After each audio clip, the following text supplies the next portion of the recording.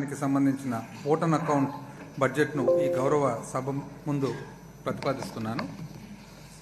గత 5 ఏళ్లుగా మన రాష్ట్ర బడ్జెట్లను సమర్పించే అవకాశం నాకు దక్కిన అపూర్వ గౌరవంగా భావిస్తున్నాను.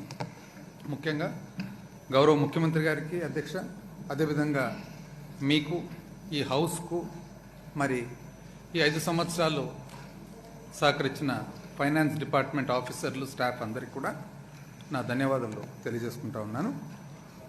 ప్రజలకు సేవ చేస్తున్నప్పుడు మేము పొందుతున్న సంతోషకరమైన అనుభూతిని మహాత్మా గాంధీ గారి ఈ క్రింద మాటల ద్వారా తెలియజేస్తున్నాను. మిమ్మల్ని మీరు తెలుసుకోవడానికి గల ఉత్తమ మార్గము ఇతరుల సేవలో మిమ్మల్ని మీరు కోల్పోవడం. ఐ రిపీట్ అధ్యక్ష, మిమ్మల్ని మీరు తెలుసుకోవడానికి గల ఉత్తమ మార్గము ఇతరుల సేవలో మిమ్మల్ని మీరు కోల్పోవడం. 5 ఏళ్ల క్రితం నా మొదటి బడ్జెట్ ప్రవేశపెడుతున్నప్పుడు మన గౌరవ ముఖ్యమంత్రి శ్రీ వైఎస్ జగన్మోహన్ రెడ్డి గారు మా మేనిఫెస్టోను పవిత్ర గ్రంథంగా భావించారని చెప్పాను.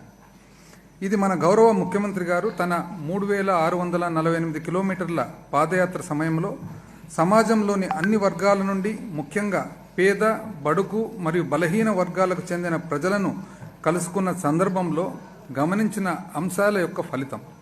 మా మేనిఫెస్టోలోని హామీలన్నింటినీ రాజకీయాలకు అతీతంగా ప్రజలందరికీ 100% అందించడంలో గౌరవ ముఖ్యమంత్రి గారి పట్టుదల మమ్మల్ని ఉత్తేజపరిచింది. సమాజంలో ఎవరినీ వదిలివేయకుండా అత్యంత బలహీనమైన వారికి ప్రాధాన్యతను ఇచ్చుటలో స్వర్గీయ డాక్టర్ వైఎస్ రాజశేఖర రెడ్డి గారి నిబద్ధత మా పాలనను ప్రతిబింబిస్తుంది.